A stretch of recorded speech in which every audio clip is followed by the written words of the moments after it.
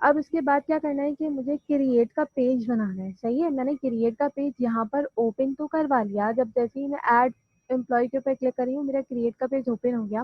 लेकिन यहाँ पर देखो, मुझे फॉर्म चाहिए, मुझे ये हेडिंग नहीं चाहिए। ये सिर्फ हेडिंग मैंने क्यों दिखाई थी, सिर्फ हमें देखने के लिए कि क्या ये पेज सही तरीके से एक्सेस हो रहा है या नहीं। अब इसके बाद क्या करना है, हमें बनाना है फॉर्म। और फॉर्म किस तरीके से बनाएंगे, तो यहाँ पर जो है वो मैं काम क्या करती हूँ कि इधर आ जाते हैं और इधर मैं एक बना लेती हूँ जंबो टोन। सही है, तो यहाँ पर मैंने लिखा डॉट क्लास, और इसके अंदर जो है वो मैं लिख देती हूँ मैं सबसे पहले यहाँ पर ये चेक करती हूँ कि मैं बूट स्ट्रैप वगैरह लगा लेती हूँ। सही है, लास्ट टाइम हमने बूट स्ट्रैप वगैरह की चीज़ें लगाई थी, तो एक हमने ये लिंक लगाई थी। ठीक है, इसको मैंने यहाँ से कॉपी किया और मैं गई क्रिएट किया, और यहाँ पर आके मैंने इसके लिंक को यहाँ पे पेस्ट किया। देन इसी के साथ कुछ हमने जावास्क्रिप्ट के फंक्शंस की थी रेंज, तो वो हम जावास्क्रिप्ट वाली जो बूटस्ट्रैप की क्लासेस होती हैं उसको मैंने यहाँ नीचे बिल्कुल लास्ट में लगाया हुआ था। तो ये मेरे पास यहाँ से मैंने कॉपी किया, और ये मेरे पास यहाँ पर मैं इसको बॉडी के टैग में यहाँ ले जाके इसको पेस्ट कर देती हूँ। तो ये मेरे पास क्या हो गई इम्प्लीमेंट, ये हो गई मेरे पास इम्प्लीमेंट हो गई बूटस्ट्रैप। अब देखो बूटस्ट्रैप को चेक किस तरीके से करूंगी कि मैं यहाँ पर एक डिव बनाऊंगी, और डिफ के अंदर जो है वो मैं क्लास कॉल करवा लूंगी जंबोट्रोन की। सही है, ये जंबोट्रोन की क्लास क्या करती है आपके पास, कि आपके पास एक बड़ा सा ये कह लो डिफ टाइप बना देती है, जिसका कलर आपके पास होता है ग्रे ग्रे का। सही है, तो यहाँ पर मैंने कहा क्रिएट न्यू एम्प्लॉय। सही है, ये लिखा हुआ आ जाए हेडिंग में, और इसको मैंने सेव किया। और अगर मैं यहाँ पर आके अपने पेज को रिफ्रेश करके देखूं, तो मेरे पास वो एक जंबोट्रोन आ गई। सही है, तो इसका मतलब ये कि जंबोट्रोन आ गया, और मेरे पास जो जंबोट्रोन है वो फुल पेज पर इस वजह से आ रही है क्योंकि मैंने यहाँ पर कंटेनर का काम नहीं करा हुआ। तो मैंने यहाँ पर कर देती हूँ डॉट कंटेनर, ये कॉल करने का तरीका होता है। कंटेनर लिखा तो ये क्लास के अंदर कंटेनर की क्लास लेकर आ जाएगा, और इसी के साथ आप इस डिफ को क्या करेगा, इसके अंदर पेस्ट कर देगा। तो ये कंटेनर की क्लास आपके पास कुछ इस तरीके से लेआउट को डिफरेंशिएट आपका थोड़ा सा वो कर देगी। तो ये आपने क्या करा, क्रिएट न्यू का।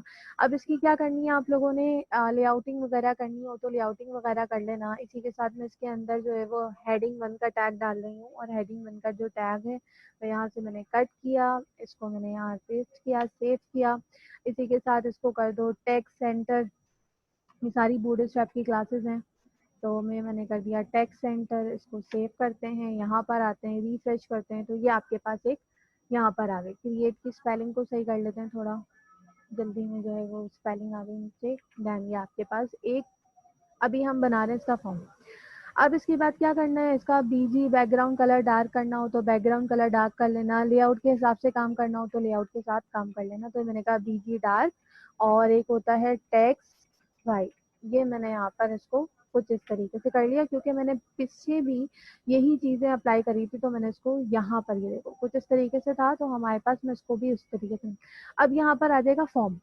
सही है, फॉर्म किस तरीके से आएगा, अब देखो ये थोड़ा बहुत बड़ा आ रहा है, चाहो तो उसको कम कर लो। कम करने के लिए मैं एक चीज और यहाँ पर अप्लाई करूंगी, क्या कि मैं कंटेनर के अंदर मैं एक रॉ, अगर आप लोगों को याद हो तो ग्रिड सिस्टम यूज करूंगी। मैंने रॉ को ऐड कराया, और रॉ के अंदर मैं यहाँ पर क्या करूंगी, मैं लूंगी डॉलर कॉल एसएम, और इसको मैं कर दूंगी 4।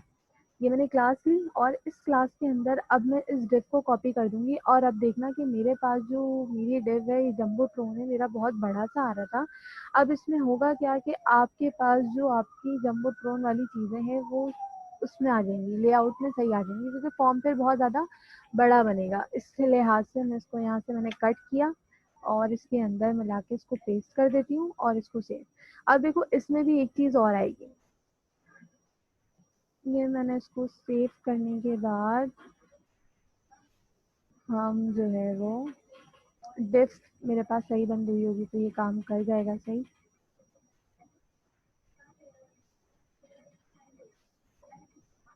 सेव करते हैं, और इसको मैं पीछे ले जाके एक दफ़ा रिफ्रेश करके ऐड न्यू एम्प्लॉय किया तो होना चाहिए।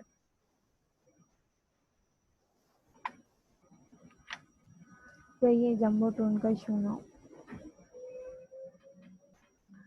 अच्छा, ये यहाँ पर मेरे पास डैश नहीं लगा हुआ था, सॉरी फॉर दिस। तो उसको हम डैश लगा लो, ये इस वजह से 4 कॉलम्स में आ नहीं रहा था। तो ये मैंने इसको रिफ्रेश करा, तो ये अब देखो कुछ इस तरीके से बन गया। चाहो तो उसको बड़ा कर लेना। तो ये चाहो तो आप इसको क्या कर लो, 6 का कर लो मार्जिन। और एक और यहाँ पर क्लास होती है, वो आपके पास होती है क्या, MX ऑटो, मतलब इसका जो मार्जिन है वो ऑटो हो जाए, तो ये क्या हो जाएगा आपके पास, मिडिल में आ जाएगी। सही है। अब यहाँ तक करने के बाद मुझे क्या करना है, मुझे नीचे चाहिए फॉर्म। अब फॉर्म के लिए क्या करोगे आप लोग, फॉर्म के लिए हमने फॉर्म का ही एट्रीब्यूट पढ़ा था, और जो हमने फॉर्म की चीजें पढ़ी थी वो वही होंगी, सेम एज इट इज। लेकिन फिर आप लोगों के पास क्या होगा, मैं इस वाले डिव के बाद काम करूंगी। किस वाले डिव के बाद, ये जो मेरा जंबो टोन वाला डिव है इसके बाद। और ये वाला डिव किस में आ जाता है, इस कॉलम में आ जाता है। तो ये आपको ध्यान में रख के अगर लेआउटिंग वगैरह का देखना हो तो आप इसको देख लो।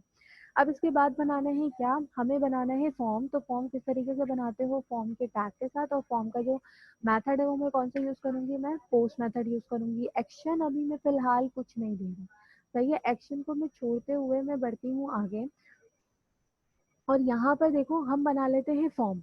अब देखो फॉर्म जब हम लारावेल के ऊपर बनाते हैं ना, तो लारावेल के ऊपर फॉर्म की एक होती है प्रोटेक्शन, जो कहता है आपके पास CSRF फील्ड।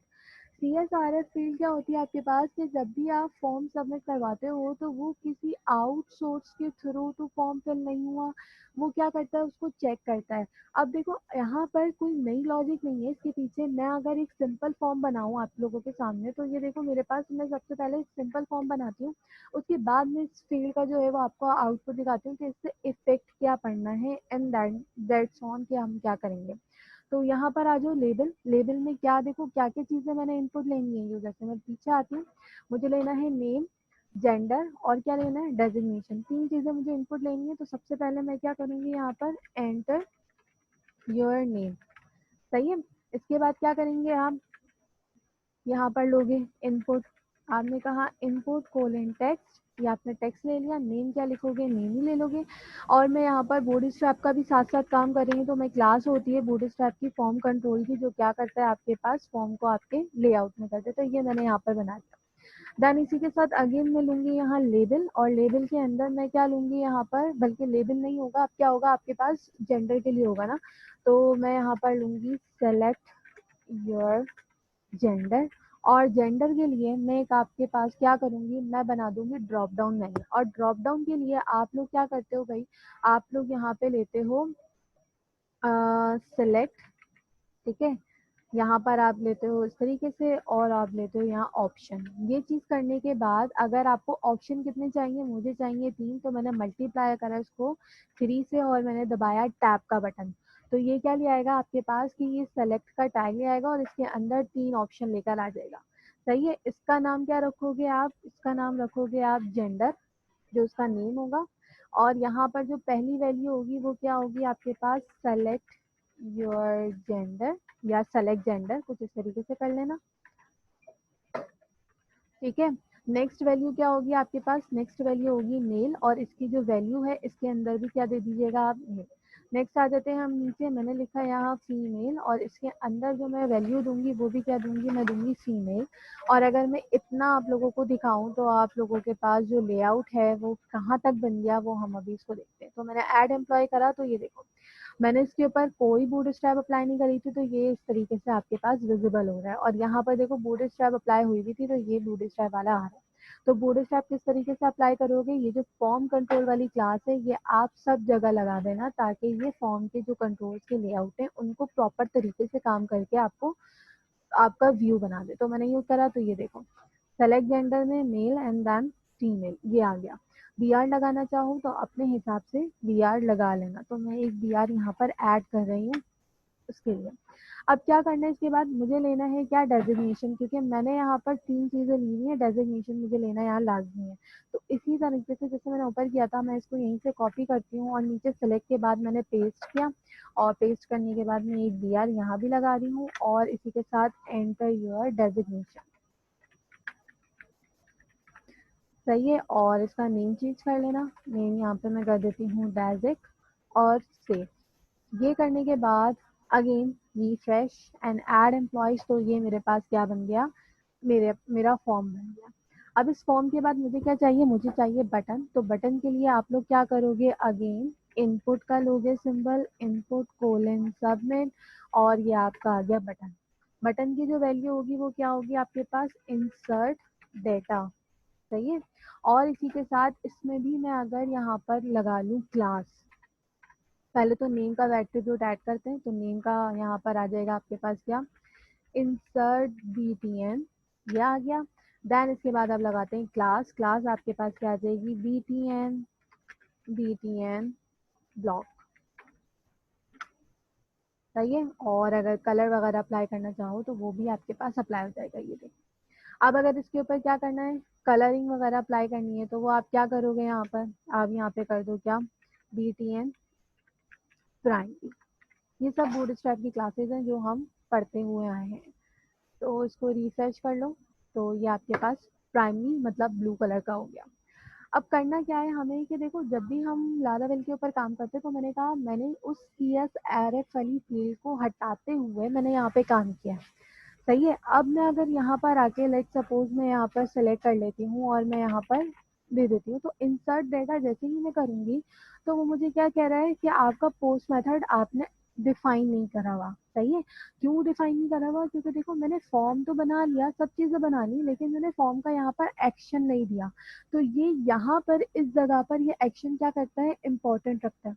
और इम्पोर्टेंट रखने के साथ साथ मैंने आप लोगों को ये बताया कि एम्प्लॉयज़ के कंट्रोलर में ये जो क्रिएट होता है, ये क्रिएट का व्यू रिटर्न करने के काम करता है। और अगर मुझे डेटाबेस में स्टोर करवाना है तो मुझे उसके लिए क्या करना पड़ेगा, यहाँ पर स्टोर का फंक्शन को यूज़ करना पड़ेगा। तो ये स्टोर का फंक्शन आप किस तरीके से कॉलिंग करवाओगे, जैसे कि हमने अभी ऐड एम्प्लॉय के बटन के ऊपर काम किया था, उसी सेम सिंटेक्स के थ्रू यहाँ पर मैं क्या करूँगी, उस एक्शन या ब्लेड सिंटेक्स के थ्रू मैं काम करूँगी। तो यहाँ पर अब जो हम पीएचपी में करते थे, पीएचपी में क्या करते थे, हम उस पेज के ऊपर रीडायरेक्ट करते थे जिस पेज को मुझे क्या करवाना है, ओपन करवाना हो बटन क्लिक के ऊपर। तो अब मेरे पास पेजेस तो नहीं है, मुझे क्या करवाना है, मुझे सिर्फ इस वाले फंक्शन को कॉल करवाना है। तो ये फंक्शन कहाँ मौजूद है मेरे पास, एम्प्लॉयज कंट्रोलर की फाइल में। और कंट्रोलर की फाइल में से किसी भी फंक्शन को कॉल करवाने के लिए हमारे पास एक मेथड होता है एक्शन का, जो कि हमने अभी ऊपर भी किया ये वाला काम। और इसके अंदर मैं सिंगल कोड के अंदर आप सबसे पहले अपने कंट्रोलर का नाम लिखोगे, जो कि मैंने यहाँ लिखा, एम्प्लॉय कंट्रोलर। और एट द रेट देने के बाद आप क्या करोगे, उस फंक्शन का नाम दोगे। तो फंक्शन का नाम मेरे पास क्या है, स्टोर।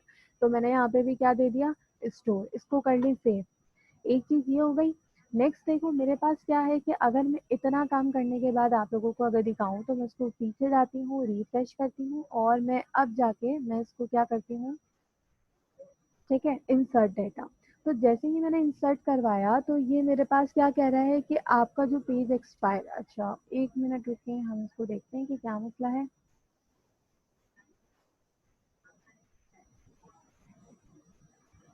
ठीक है, प्रोबेबली जो मैं नहीं लगा रही वही चीज़ यहाँ पर इशू कर रही हो। तो यहाँ पर फिर हम क्या करते हैं कि इसको एक टोकन के थ्रू पास करते हैं। टोकन के थ्रू किस तरीके से, कि मैं करूँगी कुछ नहीं, ये जो फॉर्म का टैग है, फॉर्म के टैग के बाद यहाँ पर एक ब्लेड सिंटेक्स ओपन करूँगी, जो आपके पास क्या है, CSRF। अब देखो ये क्या करेगा, ये CSRF क्या करता है कि आपका जितना भी फॉर्म है उस फॉर्म की सारी चीज़ों को लेते हुए एक टोकन जनरेट करता है। और वो ये कहता है कि भाई ये जो फॉर्म आपने बनाया है और इसमें आपने जो भी इंसर्शन की है, वो इसी सोर्स से इंसर्शन आपके डेटाबेस में जा रही है। मतलब ये है कि कोई आउटसोर्स आपके डेटाबेस में कोई चीज़ इंसर्ट नहीं करवा रहा, सिर्फ इसकी जो है वो हमें जो है वो प्रोटेक्शन के लिए हमें क्या करना पड़ता है, इस CSRF वाली चीज़ को अप्लाई करना पड़ता है। तो ये मैंने अब इंसर्ट, इसको रिफ्रेश करते हैं। और अब अगर मैं देखूँ तो इफेक्ट इससे कुछ नहीं पड़ेगा, मैं अभी आप लोगों को बार बार कह रही हूँ, ये सिर्फ और सिक्योरिटी पर्पज़ के लिए हम क्या करते हैं, काम कर रहे होते हैं। अब करना क्या है, मुझे इस चीज़ के ऊपर अपना डेटा रिट्रीव करवाना है। अभी देखो मेरे पास ये एम्प्लॉयज़ का आ रहा है, लेकिन यहाँ कोई डेटा नहीं आ रहा है। इससे पहले क्योंकि मैंने CSRF फील्ड नहीं लगाई थी, तो वो मुझे नॉट फाउंड या जो भी एरर आ रहा था वो दे रहा था। अब मुझे क्या चाहिए कि मुझे इस पेज के ऊपर, क्योंकि मैंने कोई व्यू तो नहीं बनाया ना जहाँ पर मुझे वो नजर आए, तो वो इस पेज पर मुझे क्या नजर आए, मुझे वो सारा डाटा नजर आए जो कि मैंने यहाँ पर इंसर्ट करवाया है, और इंसर्ट करने के बाद वो मुझे यहाँ पर नजर आ जाए। तो वो किस तरीके से आप कर सकोगे कि मैं जाती हूँ एम्प्लॉयज के कंट्रोलर में और ये जो स्टोर का फंक्शन था इसके अंदर गई।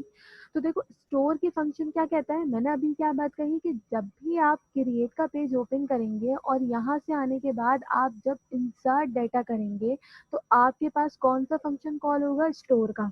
तो अब जब स्टोर का फंक्शन कॉल हो रहा है तो वो क्या कहता है कि भाई आपने जितना भी आपने यहाँ पर फॉर्म बनाया है उस फॉर्म की जितनी भी चीजें हैं वो कहाँ पास हो जाएंगी, एक रिक्वेस्ट जनरेट होगी और रिक्वेस्ट जनरेट होने के बाद आपका जो डाटा है वो रिक्वेस्ट के वेरिएबल में चला जाएगा। कौन सा वाला डाटा, जो आपका फॉर्म का डाटा है वो सब के सब। तो मैं एक काम क्या करती हूँ कि हम पहले इसको प्रिंट करवा के देख लेते हैं कि क्या जो रिक्वेस्ट में जा रहा है डाटा वो सही है। तो मैंने यहाँ पे क्या करा, रिटर्न रिक्वेस्ट, रिक्वेस्ट वेरिएबल कौन सा है, जो यहाँ पर पास हुआ है वो। पीछे आती हूँ, यहाँ पर इसको एक दफा रिफ्रेश कर लेना और हम दोबारा क्या करते हैं, यहाँ पर इसको अपना डेटा डाल के देखते हैं।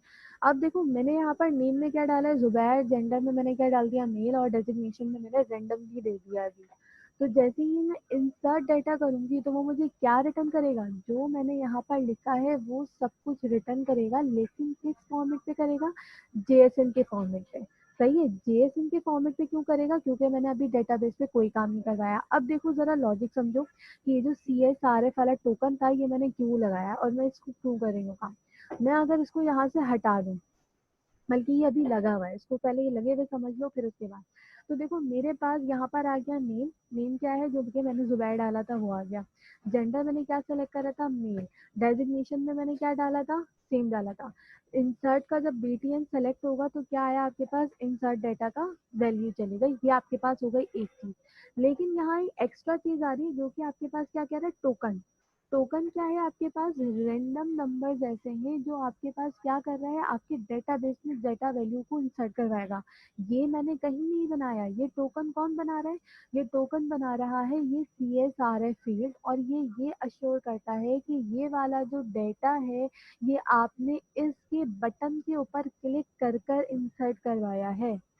सही है, ये सिर्फ क्या है, फॉर सिक्योरिटी पर्पज के लिए टोकन यूज हो रहा है। अगर मुझे इसको टोकन का काम नहीं चाहिए, मतलब आप चाह रहे हो कि किसी आउटसोर्स से आपका डेटा इंसर्ट हो जाए आपके डेटाबेस में, आपको इतनी ज्यादा आपको सिक्योरिटी नहीं यूज करनी, तो आप क्या करोगे, आप यहाँ से CSRF वाली फील्ड को हटा दोगे। सही है, और अगर मैं दोबारा से आके रिफ्रेश करूँ तो यहाँ पर हम क्या करते हैं, एक दफा और काम कर लेते हैं अपना। मैंने इंसर्ट डाटा किया तो आपके पास क्या आ रहा है, पेज एक्सपायर का ऑप्शन आ रहा है। इसको एक दफ़ा मैं रन कर लेती हूँ, वैसे आना नहीं चाहिए लेकिन फिर भी हम इसको देख लेते हैं, क्योंकि लारावेल के ऊपर हमारे पास जो जितना भी काम होता है वो ये मेरे पास CSRF फील्ड के थ्रू होता है। तो होपफुली यहाँ पर आप लोगों को ये समझ में आ गया होगा, ये टोकन जनरेट करके देता। अब हो गया हमारे पास डेटा फैच भी हो गया। सही है, डेटा फैच हो गया, लेकिन किस फॉर्म में हो गया मेरे पास, डेटा फैच होके मेरे पास आया है ये कह लीजिए कि JSON फॉर्म में। अब एक चीज और रह गई है यहाँ पर, एक चीज और क्या रह गई है कि मैं अगर यहाँ पर खाली फॉर्म सबमिट करती हूँ तो देखो खाली फॉर्म सबमिट हो रहा है और सब जगह क्या आ रहा है, नल लिखा हुआ आ रहा है सब कुछ। तो हम क्या करते थे, इसको रिक्वायर्ड बना दे। रिक्वायर्ड से मुराद कि आपको सारी चीजें देनी है, और रिक्वायर्ड के लिए जब हम लारावेल के ऊपर काम करते हैं तो हम यहाँ रिक्वायर्ड का एट्रीब्यूट यूज नहीं करते। हम इसको फिर किस तरीके से काम करते हैं, लारावेल के थ्रू ही काम करते हैं। किस तरीके से, मैं जाती हूँ एम्प्लॉयज कंट्रोलर में और जो मेरा स्टोर का फंक्शन था ना, मैं वहां जाके क्या करती हूँ कि ये जो रिक्वेस्ट वाला वेरिएबल है इसके ऊपर मैं लगाती हूँ कंडीशन। क्या कंडीशन लगाती हूँ कि जितना भी डाटा आ रहा है वो सारा क्या होना चाहिए, वैलिडेट होना चाहिए। वैलिडेट से मुराद वो सब कुछ फिल होना चाहिए, उसके बाद ही आप क्या कर सकते हो, वहां पर काम कर सकते हो। तो वो किस तरीके से करोगे, इसको अब मैं बना देती हूँ कॉमन, क्योंकि मुझे इसको रिटर्न नहीं करवाना। अगर करना चाहो तो उसको करवा लेना, लेकिन मैं पहले इसको नीचे प्रिंट करवा देंगे, बाद में ऊपर हम करते हैं काम। अब देखो मैंने क्या कहा कि जब भी बटन क्लिक होगा तो जितना भी डाटा है फॉर्म का वो कहाँ जाएगा, रिक्वेस्ट के वेरिएबल में। तो मुझे किसको चेक करना है, इसी रिक्वेस्ट के वेरिएबल को चेक करना है। तो मैंने कहा कि भाई इस रिक्वेस्ट के वेरिएबल को लेकर आओ और उसको देखो कि वैलिडेट है या नहीं। वैलिडेट से मुराद सारी चीज़ें उसमें फिलअप हुई है या नहीं।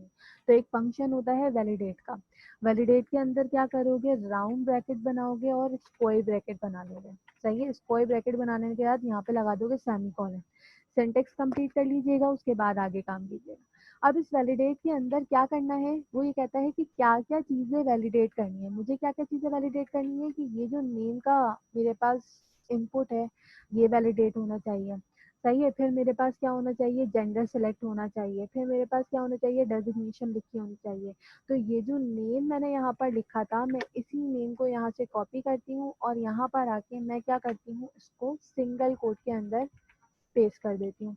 और इसके बाद एक प्रॉपर्टी होती है जो आपके पास की वैल्यू टाइप का काम करता है, और यहाँ पर आप बताते हो क्या कि ये रिक्वायर्ड एट्रीब्यूट है। तो मैं सिर्फ अभी अभी फिलहाल सिर्फ मैं एक नेम के लिए काम करके दिखाती हूँ। सही है, फॉर्म में सबसे सिर्फ किसके लिए काम करेगा, नेम में। तो यहाँ पर आते हैं, इसको मैं रिफ्रेश करती हूँ। तो इससे पहले जब मैं बटन के ऊपर क्लिक कर रही थी इंसर्ट के ऊपर, तो क्या हो रहा था, आपके पास सब चीज़ें नल जा रही थी। लेकिन अब जब मैं उसके ऊपर इंसर्ट डेटा करूंगी तो आपके पास देखो फॉर्म सबमिशन नहीं हुई। फॉर्म सबमिशन नहीं हुई, लेकिन मुझे यहाँ पर क्या नहीं नजर आ रहा, मुझे यहाँ पर एक एरर मैसेज भी नहीं नजर आ रहा कि भाई किस वजह से फॉर्म सबमिशन नहीं हुई है। तो फिर इसके लिए क्या करते हैं, इसके लिए आप आ जाओ यहाँ कहाँ, आपके क्रिएट के ऊपर। क्रिएट के बाद मुझे एरर कहाँ शो कराना है, मुझे एरर शो कराना है इसके नीचे। सही है, इसके नीचे शो करवाना है एरर कि भाई फॉर्म सबमिशन हुई क्यों नहीं है।